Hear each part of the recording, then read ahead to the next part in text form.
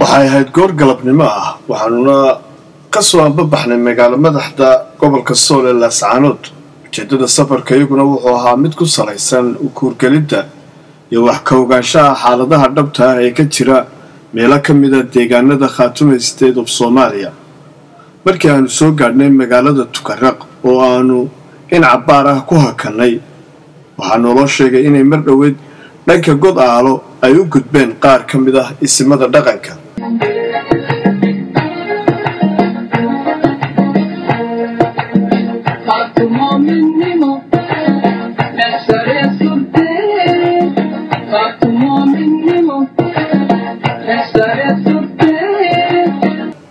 dabadeedna waxaa qasab nagu noqotay inaanu gaadhno isimadaasi oo aanu markii horeba isku qorshe ahayn waxaanu hayno jidadkii xagaafyada ahaa isna waxaa markii dambe meel fog nooga soo bidhaamay gaadhiga ay wateen isimadu aakhirkiina waxaa noo suurta gashay inaanu gaadhno waxaanuna in cabaar ah ku yar baydhnay mid ka mid a geedaha hadhka leh si ay markaasi raggu isu xaalwaraystaan maadaama ragga qaarkood aysan horay dhulka nugaasha u arkin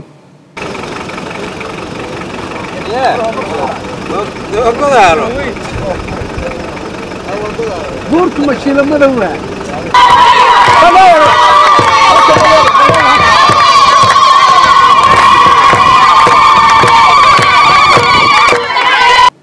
haddaba markii aanu soo gaadhnay duleedka magaalada Godaalo xilli ay qorraxdu sii dhacaysay waxaa halkaasi nagaga hor yimid koox gaadiidley ah iyo koox fardooley ah waxaanay si wada jir ah noogu galbiyeen dhinaca gudaha magaalada Godaalo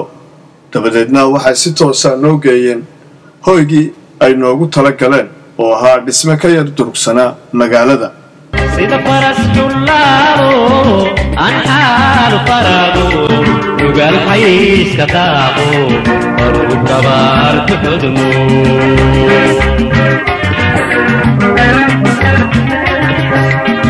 ama xalin fadhiyaayo la xanaani jiraayo todontay meedha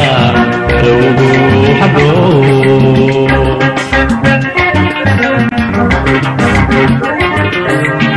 sida farastullaaro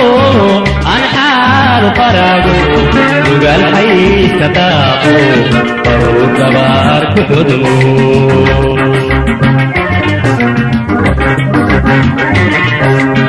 ama xalin fadhiyaayo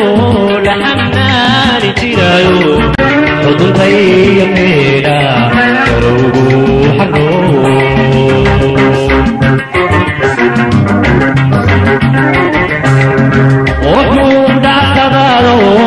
saynkudulka xaato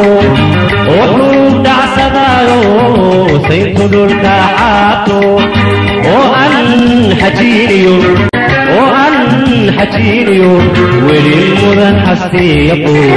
oo xariirka shaalkiyo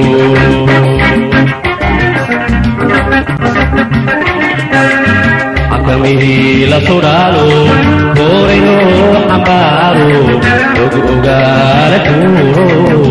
nasiib wanaag intii aanu ku sugnayn magaalada Godaalo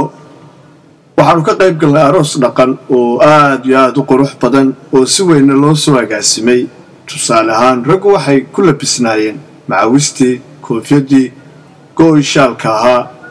halka ragga qaarna ay siteen cumaamadii aburshuwaanka ahayd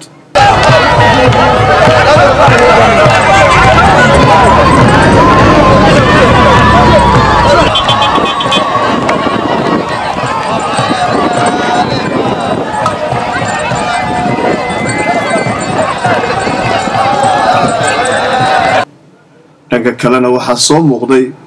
haweenkii oo dananka durbaanka sacabka iyo mushxaradaba aad yaabaysay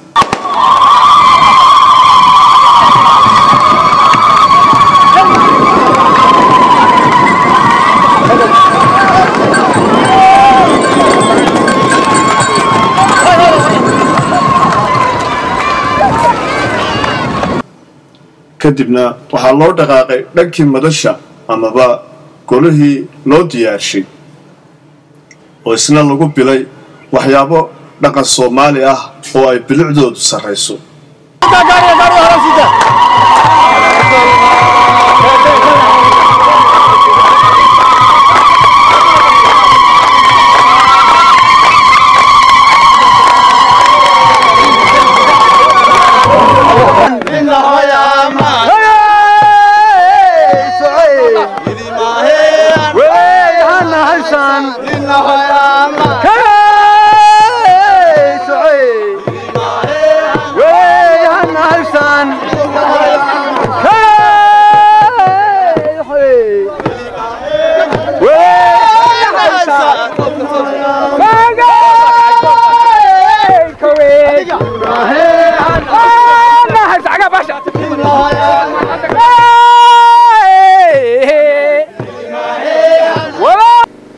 waxaan kaloo mahad u celinaynaa culimada dhalinyarada farsamo yaqaanada Ismaaciil Aftaag oo ilaa xalay iyo maanta iyo caawa hawl adag oo technical noo haya waxaan kaloo mahad u celinayaa gabdhihii maanta qadada noo sameeyay kuwii hawlaha kala duwanaa qabanaya ilaa dhowrka boqol oo qof oo dhalinyarada ah reer godaal ahaa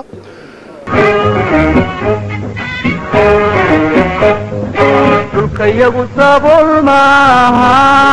saxrayo abaar maaha sibeen xumaadna kama dhicin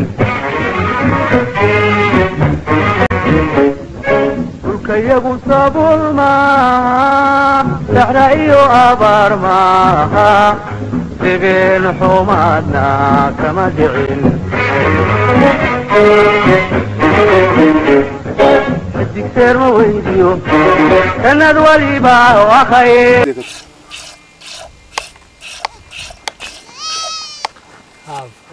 ايش كان روا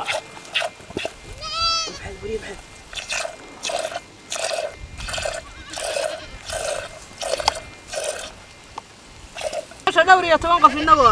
ما يوانتا هدي سعلينا كسوي حلقة صباحية ما يتاسون بهنا إذا صاروا بهنا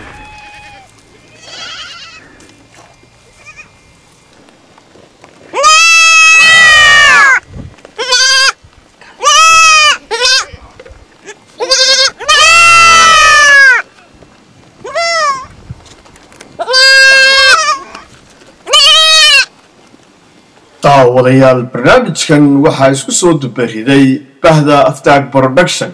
oo fadhigoodu yahay midowga boqortooyada Ingiriiska waxaanu idinkaga tagaynaa sidaas iyo kulanti dambe oo xiiso leh